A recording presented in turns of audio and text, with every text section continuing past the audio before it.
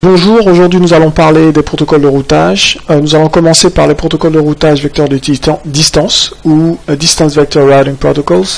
Donc ces protocoles de routage en fait sont basés, comme le nom l'indique, sur des vecteurs de distance qui vont permettre d'atteindre les préfixes. Mais avant ça, c'est quoi un protocole de routage? Un protocole de routage, c'est un protocole qui va permettre, dans un réseau donné, donc là je fais un réseau simple, donc je vais essayer de le mailler. Donc je fais un routeur ici, un autre là, et là un autre routeur. Donc hop, je maille le plus possible. Et là en fait, je vais avoir un poste utilisateur, donc une machine A, et à ce niveau-là, un autre poste utilisateur, une machine B. Donc le protocole de routage, c'est ce protocole qui va permettre d'acheminer le trafic de cette machine A vers cette machine B en choisissant en fait un chemin donné. Donc le chemin peut être celui qui est tracé en rouge ou celui que je trace en bleu dans le réseau. Donc en fait ce chemin sera choisi en fonction des paramètres donc d'optimisation, donc des critères d'optimisation configurés dans le réseau par l'administrateur réseau ou l'architecte réseau. Donc ça peut être basé sur la charge donc des liens, sur le débit des liens, sur le plus faible nombre de sauts, sur une route qui est dédiée et réservée à ce chemin-là. Donc plusieurs critères peuvent rentrer en ligne de compte. Donc dans le cas en fait des protocoles de routage vecteur de distance, le critère premier c'est le nombre de sauts. Donc comme le nom l'indique en fait, nous avons un routage qui est fonction en fait d'un vecteur de distance. Donc ce vecteur de distance en fait ce sera principalement, donc nous aurons donc notre préfixe. Voilà, donc qui sera notre destination, donc P1. Nous aurons dans notre vecteur, nous aurons le next hop. Donc le next hop en fait qui est partant d'un routeur donné et pour atteindre la destination, le saut d'après. Et nous avons le coût. Donc le coût, ou alors le nombre de sauts, donc qui permet de joindre la destination, donc le préfixe étant la destination finale. Voilà. Et voici en fait comment ces protocoles-là vont caractériser donc les différentes métriques et les différents préfixes dans le réseau. Ici, on aura noté que la métrique, c'est le coût. Donc qu'est-ce qu'une métrique? Une métrique en fait, ce sera le coût, comme je l'ai indiqué ici. Donc le coût qu'on va associer au chemin pour atteindre un préfixe donné. Donc typiquement, lorsque nous allons devoir passer le trafic du point A au point B, donc la métrique utilisée dans notre cas, ce sera le nombre de sauts. Donc si nous devons en fait, donc je vais numéroter le routeur pour plus de simplicité, donc j'appelle 1, 2, 3. Donc là je dis 4, 5, 6 et 7. Donc ici, notre coût, si on doit suivre le chemin en rouge, il sera, si on suppose que chaque artère du réseau a un coût de 1, donc en fait on aura un coût de 2. Donc si on passe par l'artère 1, 2, puis 2, 3. Voilà. Et si on doit passer par les routeurs 1, 4, 6 et 3, donc le coût sera de 1, 2, 3. Donc le coût sera différent. Voilà. Et dans le cas en fait des protocoles de routage vecteur de distance, donc le critère d'optimisation sera le nombre de sauts, et donc ici en fait la route choisie, si nous nous basons uniquement sur ce critère là, ce sera la route en rouge. Voilà.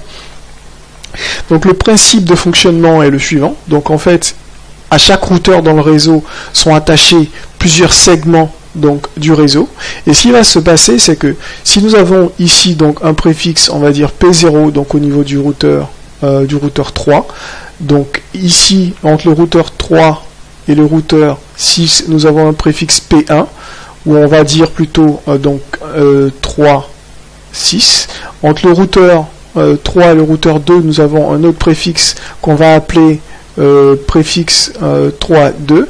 Ce qui va se passer, c'est que les routeurs voisins du routeur 3 vont recevoir du routeur 3 l'annonce du préfixe P0 avec un coût associé en fait à la distance ou au chemin que le routeur 3 met pour atteindre ce réseau. Donc ici 0, vu que le préfixe P0 est directement rattaché au routeur 3. Donc le routeur 3 va annoncer à ses voisins ce préfixe.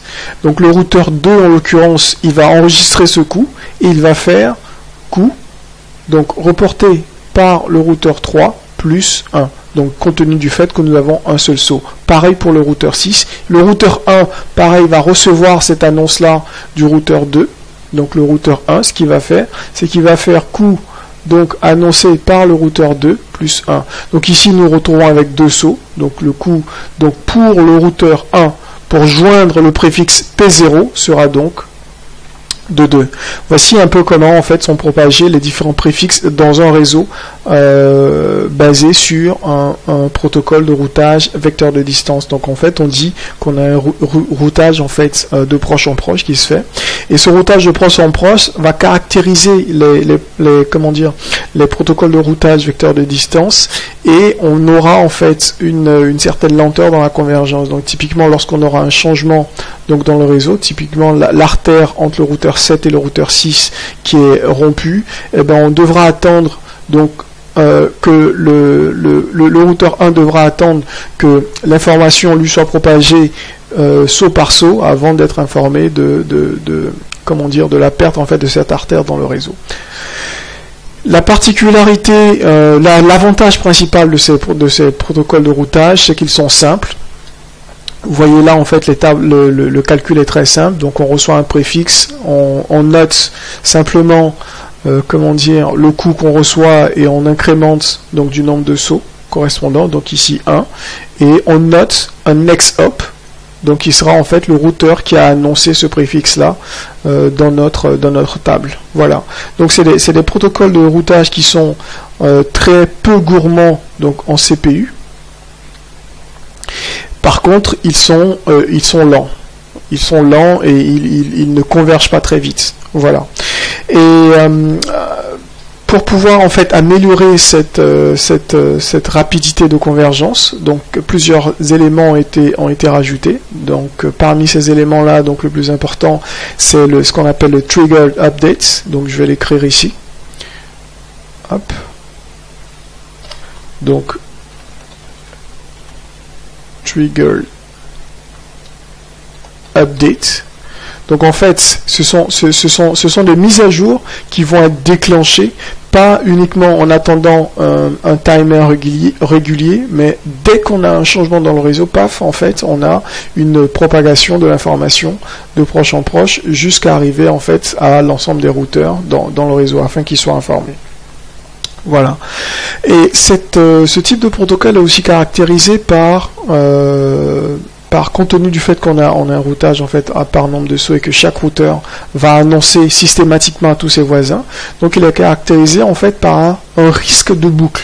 Donc pour éviter ces boucles, il y a des mécanismes donc qui ont été mis en place. Donc le premier mécanisme qu'on peut citer, c'est le mécanisme de Split Horizon, ou horizon éclaté en français. Donc ça sonne un peu moins bien en français, donc on va garder la désignation anglo-saxonne, donc Split Horizon, donc je le note là, Split Horizon. Et donc le principe est le suivant.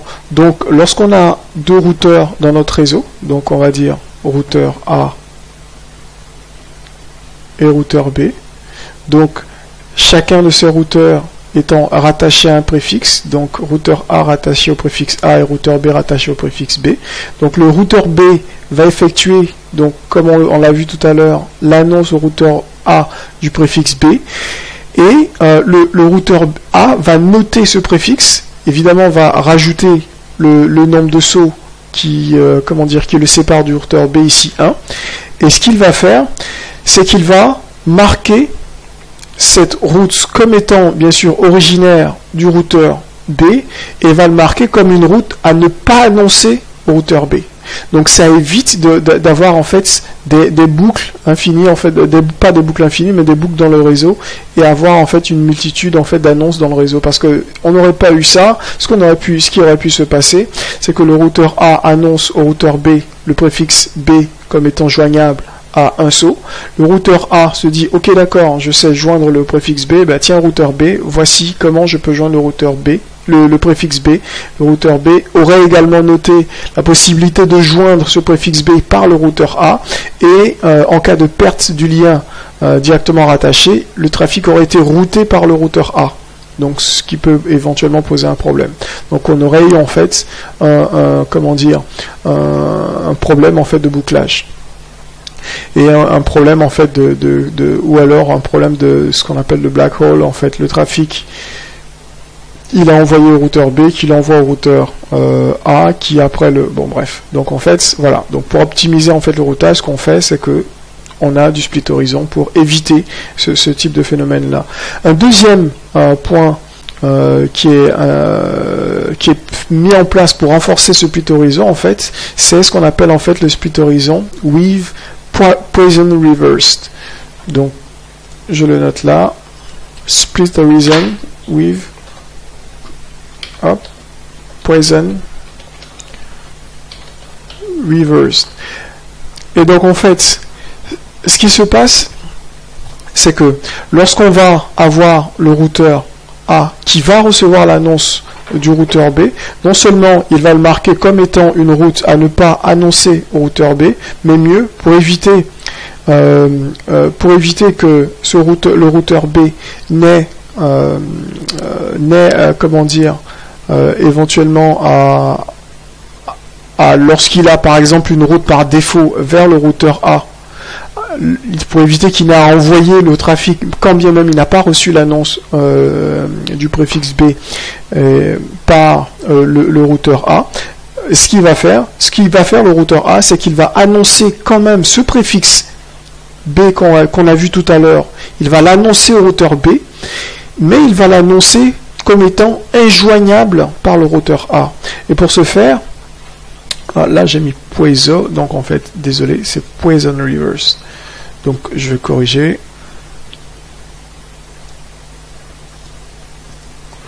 Donc Poisson reverse. Voilà. Et donc en fait, pour pouvoir en fait matérialiser ça, on a au niveau des protocoles de routage donc des limites. Donc en fait, au niveau des métriques, la métrique maximale donc va être une valeur donnée, donc on va dire métrique max. Donc si je prends le cas du protocole RIP, donc la métrique max est de 15, donc le nombre de sauts maximum qu'on peut avoir est de 15, et bien le routeur A va annoncer au routeur B le préfixe PB comme étant joignable par lui avec un préfixe, un nombre de sauts de 16.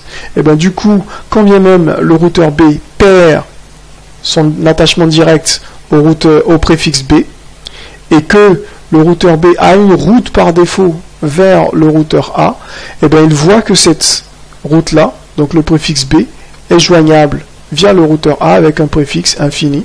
Donc la valeur juste au-delà en fait du max est vue comme infinie, et bien donc du coup aucun trafic ne partira vers le routeur B. Donc ça permet en fait d'éviter donc les boucles de routage. Ça permet de renforcer en fait ce qu'on a vu tout à l'heure, le mécanisme de split horizon, et ça permet de rendre plus efficace en fait le choix d'une route alternative. Voilà. Et donc pour pouvoir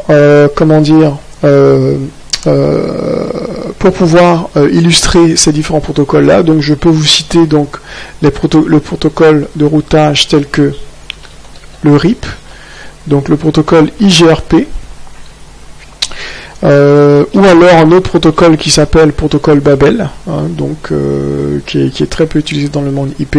Donc ils sont tous basés en fait sur des algorithmes qui sont des algorithmes dits Bellman-Ford.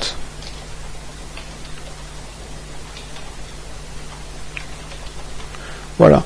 Donc en fait, c'est des algorithmes en fait de routage dits algorithmes en fait routing by rumor. Donc en fait, c'est le mécanisme en fait d'annonce de préfixe de proche en proche qu'on a vu tout à l'heure, qui permet en fait de